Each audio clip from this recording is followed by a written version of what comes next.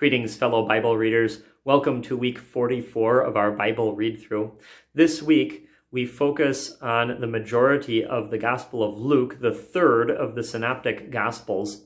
Those Synoptic Gospels get that name because they all look at the life of Jesus from largely the same perspective. They tell us many of the same stories and accounts about that life of Jesus.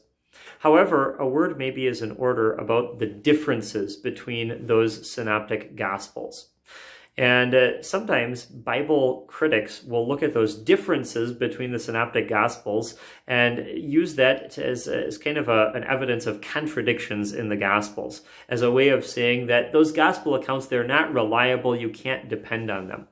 However, an honest evaluation of those differences between the different Synoptic Gospel accounts really reveals that the varying details that are recorded by the Gospel writers fit together kind of in a sort of a dovetail sort of way to give us a richer and fuller picture of the life of our Savior, not really contradicting one another, but complementing one another.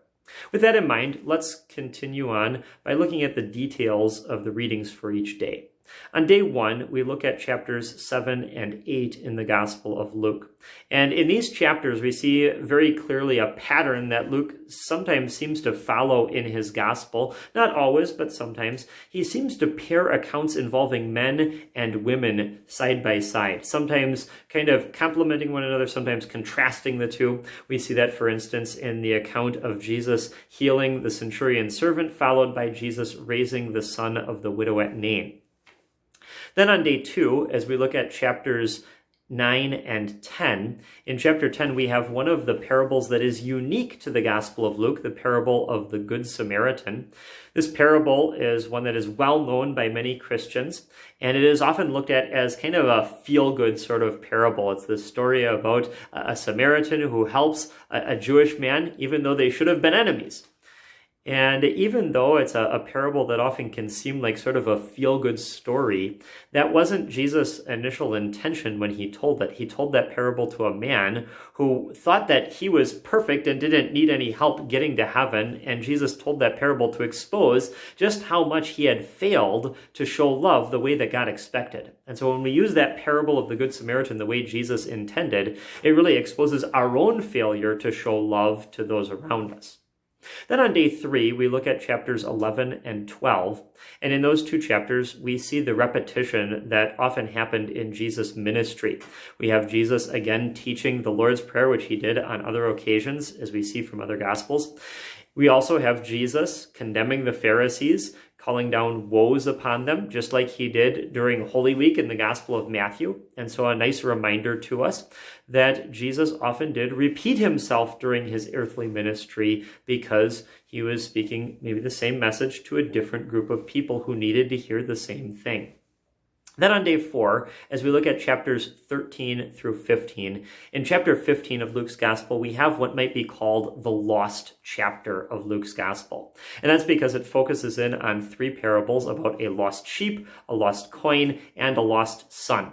With those parables, Jesus was giving comfort and assurance to lost sinners, while at the same time afflicting those who confidently thought that their own righteousness and their own abilities could save them.